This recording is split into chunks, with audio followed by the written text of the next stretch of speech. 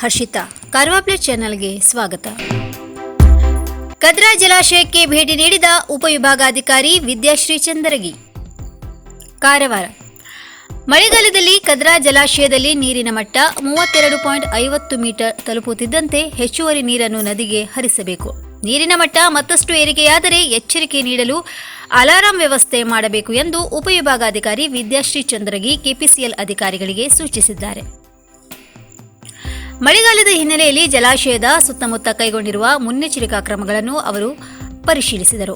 ಇದೇ ವೇಳೆ ಕೆಪಿಸಿಎಲ್ ಅಧಿಕಾರಿಗಳಿಂದ ಮಾಹಿತಿ ಪಡೆದುಕೊಂಡರು. ನದಿಯಿಂದ ನೀರು ಹೊರಬಿಡುವ ಸಂದರ್ಭದಲ್ಲಿ ಕೆಪಿಸಿಎಲ್ ಕಂದಾಯ ಮತ್ತು ಸ್ಥಳೀಯ ಸಂಸ್ಥೆಗಳ ಅಧಿಕಾರಿಗಳು ಸಿಬ್ಬಂದಿ ಸಮನ್ವಯದಿಂದ ಕೆಲಸ ಮಾಡಬೇಕು. ಮಳೆಗಾಲದಲ್ಲಿ ಜಲಾಶಯಕ್ಕೆ ನೀರಿನ ಒಳಹರಿವು ಗಣನೀಯವಾಗಿ ಏರಿಕೆಯಾಗುವುದನ್ನು ಗಮನಿಸುತ್ತಿರಬೇಕು. ಜಲಾಶಯದಲ್ಲಿ ನೀರಿನ ಮಟ್ಟವನ್ನು 32.50 ಮೀಟರ್ ಮೀರದಂತೆ ಕಾಯ್ದುಕೊಳ್ಳಬೇಕು ಎಂದು ನಿರ್ದೇಶನ ನೀಡಿದರು. ಕಾಳಿ ನದಿಗೆ ನೀರು ಹರಿಸುವ ಸಂದರ್ಭದಲ್ಲಿ ನದಿ ಪಾತ್ರದಲ್ಲಿ ಜಾನುವಾರನ್ನು ಸುರಕ್ಷಿತ ಸ್ಥಳಗಳಿಗೆ ಕರೆದುಕೊಂಡು ಹೋಗಲು ವಾಹನಗಳನ್ನು ವ್ಯವಸ್ಥೆ ಮಾಡಬೇಕು. ಪ್ರವಾಹಕ್ಕೆ ಒಳಗಾಗುವ ಸಾಧ್ಯತೆ ಇರುವ ಗ್ರಾಮಗಳನ್ನು ಗುರುತಿಸಿ ಪರಿಹಾರ ಕೇಂದ್ರಗಳನ್ನು ತೆರೆಯಬೇಕು. ಪ್ರತಿ ಕೇಂದ್ರಕ್ಕೂ ನೋಡಲ್ ಅಧಿಕಾರಿಯನ್ನು ನೇಮಿಸಿ ಸಂತ್ರಸ್ತರಿಗೆ ಅಗತ್ಯ ವಸ್ತುಗಳ ಪೂರೈಕೆಗೆ ಕ್ರಮ ವಹಿಸಬೇಕು. ಕೋವಿಡ್ ಸಂಬಂಧದ ಸುರಕ್ಷತಾ ಕ್ರಮಗಳನ್ನು ಪಾಲಿಸಲು ಮರೆಯಬಾರದು ಎಂದು ತಿಳಿಸಿದರು. ತಹಶೀಲ್ದಾರ ಎಫ್ಎ ನರೋನಾ, ಕೆಪಿಸಿಎಲ್, ಅರಣ್ಯ ಇಲಾಖೆ ಮತ್ತು ಪೊಲೀಸ್ ಇಲಾಖೆ ಅಧಿಕಾರಿಗಳು ಈ ಸಂದರ್ಭದಲ್ಲಿ ಹಾಜರಿದ್ದರು.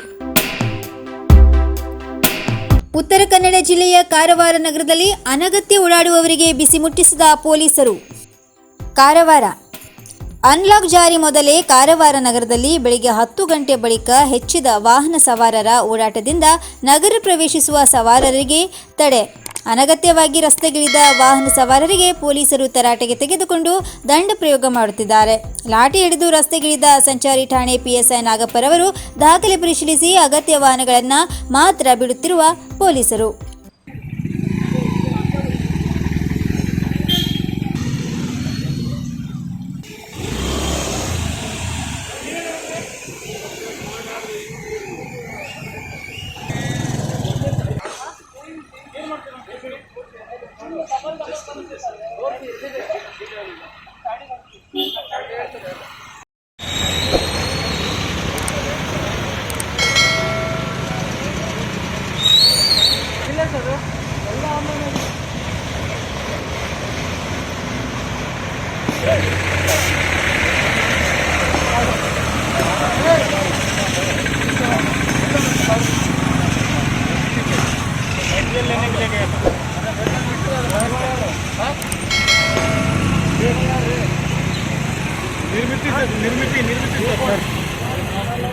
काम करने वाले सर, काम करने वाले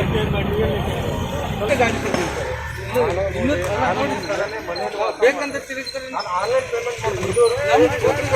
ದಂಡ ಹಾಕಿದ ಅಂತ ಕೇಳಿ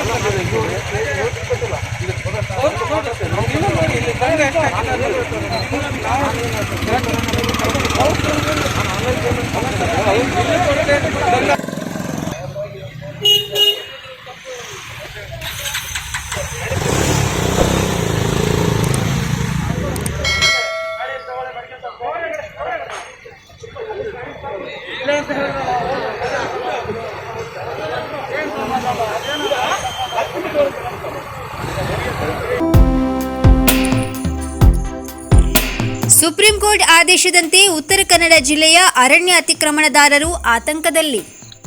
ಶಿರಸಿ. ಅರಣ್ಯ ಪ್ರದೇಶದಲ್ಲಿ ವಾಸ್ತವ್ಯಕ್ಕಾಗಿ ಮನೆ ಕಟ್ಟಿಕೊಂಡಿರುವ ಸುಮಾರು 10,000 ಕಟ್ಟಡಗಳು ಅನಧಿಕೃತ ಅತಿಕ್ರಮಣವೆಂದು ಘೋಷಿಸಿ ಮುಂದಿನ 6 ವಾರಗಳಲ್ಲಿ ಸಂಪೂರ್ಣವಾಗಿ ಒಕ್ಕಲೆಬ್ಬಿಸಬೇಕೆಂಬ ಸುಪ್ರೀಂ ಕೋರ್ಟಿನ ಜೂನ್ 7ರ ಆದೇಶದಿಂದ ಅರಣ್ಯ ಪ್ರದೇಶವನ್ನೇ ಅವಲಂಬಿತವಾಗಿರುವ ಜಿಲ್ಲೆಯ 85,000 ಕುಟುಂಬಗಳಲ್ಲಿ ಆತಂಕದ ಛಾಯೆ ಉಂಟಾಗಿದೆ. ಹರಿಯಾಣ ರಾಜ್ಯದ ಫರೀದಾಬಾದ್ ಜಿಲ್ಲೆಯ ಲಕ್ಕಾರ್ಪುರ ಕೋರಿ ಗ್ರಾಮದ ಅರಣ್ಯ ಪ್ರದೇಶದಲ್ಲಿ ಸುಮಾರು 10,000 ಕುಟುಂಬವು ವಾಸ್ತವ್ಯಕ್ಕಾಗಿ ಅರಣ್ಯ ಭೂಮಿ ಅತಿಕ್ರಮಿಸಿದ್ದರು. ಅತಿಕ್ರಮಣವು ಅನಧಿಕೃತವೆಂದು ಘೋಷಿಸಿ ಅರಣ್ಯ ಭೂಮಿಯಲ್ಲಿ ಅನಧಿಕೃತ ಅತಿಕ್ರಮಣದಾರರೊಂದಿಗೆ ಯಾವುದೇ ರೀತಿಯ ರಾಜಿಯಾಗಲಿ ಅಥವಾ ವಿಶೇಷ ವಿನಾಯಿತಿಗಾಗಲಿ ಅರ್ಹರಲ್ಲವೆಂದು ಗಂಭೀರವಾಗಿ ಆದೇಶದಲ್ಲಿ ವ್ಯಾಖ್ಯಾನಿಸಿದೆ. ಅಲ್ಲದೆ ಅನಧಿಕೃತ ಅರಣ್ಯ ಅತಿಕ್ರಮಣದಾರರು ಕಾನೂನು ನಿಯಮದಲ್ಲಿ ರಕ್ಷಣೆ ಪಡೆಯಲು ಸಾಧ್ಯವಿಲ್ಲವೆಂದು ಸುಪ್ರೀಂ ಕೋರ್ಟ್ ಉಲ್ಲೇಖಿಸಿದೆ. ಹರಿಯಾಣದ ಅತಿಕ್ರಮಣದಾರರ ಮೇಲೆ ತೆಗೆದುಕೊಂಡ ನೀತಿಯನ್ನೇ ಸುಪ್ರೀಂ ಕೋರ್ಟ್ ಉತ್ತರ ಕನ್ನಡ ಜಿಲ್ಲೆಯ ಅತಿಕ್ರಮಣದಾರರು ಅನಧಿಕೃತವೆಂದು ಘೋಷಿಸಿದರೆ ಜಿಲ್ಲೆಯ ಒಟ್ಟು ಜನಸಂಖ್ಯೆಯ 1/3 ಜನರು ಅತಂತ್ರವಾಗಿ ನಿರಾಶ್ರಿತರ ಜಿಲ್ಲೆಯಾಗುವುದರಲ್ಲಿ ಸಂಶಯವಿಲ್ಲ. ಈ ಹಿನ್ನೆಲೆಯಲ್ಲಿ ಮುಂಚಿತವಾಗಿ ಸರ್ಕಾರವು ಅರಣ್ಯವಾಸಿಗಳ ಮಂಜೂರಿಗೆ ಸಂಬಂಧಿಸಿ ಕಾನೂನಾತ್ಮಕ ಕ್ರಮ ಜರುಗಿಸಬೇಕೆಂಬ ಆಗ್ರಹ ಜಿಲ್ಲೆಯಾದ್ಯಂತ ಕೇಳಿಬರುತ್ತಿದೆ. ಅರಣ್ಯ ಹಕ್ಕು ಕಾಯ್ದೆಯು ಅರಣ್ಯವಾಸಿಗಳ ಪರವಾಗಿದ್ದು ಕೇಂದ್ರ ಸರ್ಕಾರವು ಸದರಿ ಕಾನೂನು ಅಡಿಯಲ್ಲಿ ಸಾಗುವಳಿದಾರರ ಪರ ರಾಷ್ಟ್ರೀಯ ನೀತಿ ರೂಪಿಸಲು ಅರಣ್ಯ ಭೂಮಿ ಹೋರಾಟಗಾರರ ವೇದಿಕೆಯ ಅಧ್ಯಕ್ಷ ರವೀಂದ್ರ ನಾಯ್ಕರವರು ಕೇಂದ್ರ ಸರ್ಕಾರಕ್ಕೆ ಆಗ್ರಹಿಸಿದ್ದಾರೆ. ಅರಣ್ಯ ಪ್ರದೇಶದಲ್ಲಿ ವಾಸ್ತವಿಕವಾಗಿ ಮನೆ ಕಟ್ಟಿಕೊಂಡಿರುವಂತಹ ಸುಮಾರು 10,000 ಅರಣ್ಯವಾಸಿಗಳ ಕಟ್ಟಡಗಳನ್ನು ಮುಂದಿನ 6 ವಾರಗಳಲ್ಲಿ ಸಂಪೂರ್ಣವಾಗಿ ನೆಲಸಮ ಮಾಡಿ ಒಕ್ಕಲೆಬ್ಬಿಸಬೇಕೆಂಬ ಸುಪ್ರೀಂ ಕೋರ್ಟಿನ ಜೂನ್ 7ರ ಒಂದು ಆದೇಶದಿಂದ ಉತ್ತರ ಕನ್ನಡ ಜಿಲ್ಲೆಯಲ್ಲಿ ಅರಣ್ಯವಾಸಿಗಳಾಗಿ ಅರಣ್ಯ ಪ್ರದೇಶದಲ್ಲಿ ಅವನತಿವಾಗಿರುವಂತಹ 85,000 ಕುಟುಂಬಗಳು ಒಂದು ಆತಂಕದ ಛಾಯೆಯನ್ನು ಉಂಟು ಆಗಿದೆ ಅಂತ ಹೇಳಿದ್ರೆ ತಪ್ಪಾಗಲಿಕ್ಕಿಲ್ಲ. ಹರಿಯಾಣ ರಾಜ್ಯದ ಔರಂಗಾಬಾದ್ ಜಿಲ್ಲೆಯ ಈ ಒಂದು ಅಕಲಾಪುರ್ ಕುರಿ ಎಂಬ ಒಂದು ಗ್ರಾಮದಲ್ಲಿ ಸುಮಾರು 10,000ಕ್ಕಿಂತ ಹೆಚ್ಚಿನ ಕುಟುಂಬಗಳು ಅರಣ್ಯ ಪ್ರದೇಶದಲ್ಲಿ ವಾಸ್ತವ್ಯದ ಮನೆಯನ್ನು ಕಟ್ಕೊಂಡಿದ್ರು. ಅದು ಸುಪ್ರೀಂ ಕೋರ್ಟ್ ಇದು ಅನಧಿಕೃತ ಅತಿಕ್ರಮಣ ಅಂತ ಹೇಳಿ ಘೋಷಣೆ ಮಾಡ್ತು. ಅಷ್ಟೇ ಅಲ್ಲ, ಸುಪ್ರೀಂ ಕೋರ್ಟ್ ಬಹಳ ಖಾರವಾಗಿ ಗಂಭೀರವಾಗಿ ಅನಧಿಕೃತ ಅರಣ್ಯ ಅತಿಕ್ರಮಣದಾರರ ಬಗ್ಗೆ ವ್ಯಾಖ್ಯಾನ ಮಾಡಿರುವುದೇನಂತ ಹೇಳಿದ್ರೆ, ಯಾವ ಕಾರಣಕ್ಕೂ ಅನಧಿಕೃತ ಅತಿಕ್ರಮಣ ಜೊತೆ ಸರ್ಕಾರವು ರಾಜಿ ಮಾಡಿಕೊಡಬಾರದು. ಅದೇ ರೀತಿ ಅನಧಿಕೃತ ಅರಣ್ಯ ಅತಿಕ್ರಮಣದಾರರಿಗೆ ಯಾವ ಕಾರಣಕ್ಕೂ ವಿನಾಯಿತಿಯನ್ನು ನೀಡಬಾರದಂತ ಬಹಳ ಗಂಭೀರ ಸ್ವರೂಪದ ಒಂದು ಆದೇಶದಲ್ಲಿ ವ್ಯಾಖ್ಯಾನ ಮಾಡಿರುವುದು ಅತ್ಯಂತ ವಿಷಾದಕರವಾಗಿದೆ. ಅಷ್ಟೇ ಅಲ್ಲ, ರೂಲ್ ಆಫ್ ಲಾ ಕಾನೂನ ನೀತಿಯ ನಿಯಮದ ಅಡಿಯಲ್ಲಿ ಯಾವ ಕಾರಣಕ್ಕೂ ಅರಣ್ಯ ಭೂಮಿಯನ್ನ ಅರಣ್ಯ ಅತಿಕ್ರಮಣದಾರರಿಗೆ ರಕ್ಷಣೆಯನ್ನು ನೀಡಬಾರದು ಎಂದು ಸಹಿತ ಉಲ್ಲೇಖನ ಮಾಡಿದೆ. ಈ ಹಿನ್ನೆಲೆಯಲ್ಲಿ ಅರಣ್ಯ ಭೂಮಿ ಮೇಲೆ ಅವಲಂಬಿತವಾಗಿರುವಂತಹ ಉತ್ತರ ಕನ್ನಡ ಜಿಲ್ಲೆಯ ಅರಣ್ಯವಾಸಿಗಳು ಅತ್ಯಂತವಾಗಿ ಒಂದು ಆತಂಕವಾಗಿದ್ದಾರೆ. ಒಂದಾನದ ವೇಳೆ ಈ ರೀತಿಯಾಗಿ ಉತ್ತರ ಕನ್ನಡ ಜಿಲ್ಲೆಯಲ್ಲೂ ಸಹಿತ ಅನಧಿಕೃತವಂತ ಘೋಷಣೆ ಮಾಡಿದ್ರೆ ಇಡೀ ಜಿಲ್ಲೆಯಲ್ಲಿ ಜನಸಂಖ್ಯೆಯಲ್ಲಿ 1/3 ಜನಸಂಖ್ಯೆಗಳು ಇಂದು ಅರಣ್ಯವಾಸಿಗಳಾಗಿದ್ದಾರೆ, ಅರಣ್ಯ ಅತಿಕ್ರಮಣದಾರರಾಗಿದ್ದಾರೆ. ಒಂದಾನದ ವೇಳೆ ಇದೇ ಆದೇಶವನ್ನ, ಇದೇ ನೀತಿ ನಿಯಮವನ್ನ ಉತ್ತರ ಕನ್ನಡ ಜಿಲ್ಲೆಗೂ ಅನುಸರಿಸಿದ್ರೆ ಇಡೀ ಉತ್ತರ ಕನ್ನಡ ಜಿಲ್ಲೆ ನಿರಾಶ್ರಿತರ ಜಿಲ್ಲೆ ಆಗೋದ್ರಲ್ಲಿ ಸಂಶಯವೇ ಇಲ್ಲ.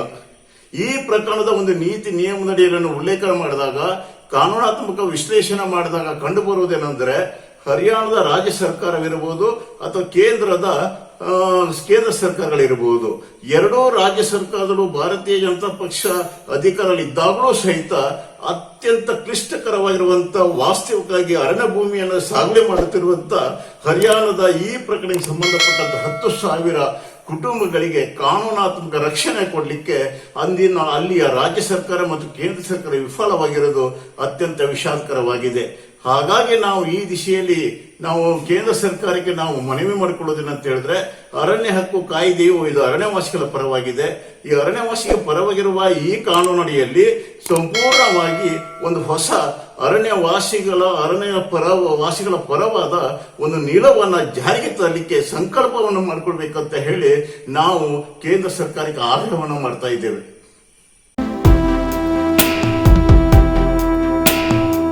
ಇನ್ನು ಮತ್ತಷ್ಟು ಸುದ್ದಿಗಾಗಿ ಕಾರ್ವಾರ್ ಪ್ಲಸ್ ವೀಕ್ಷಿಸಿ. ನೀವು ಯೂಟ್ಯೂಬಲ್ಲಿ ನೋಡ್ತಿದ್ದೀರಿ, ಸಬ್ಸ್ಕ್ರೈಬ್ ಮಾಡಿ, ಬೆಲ್ ಐಕಾನ್ ಕ್ಲಿಕ್ ಮಾಡಿ. ಧನ್ಯವಾದಗಳು.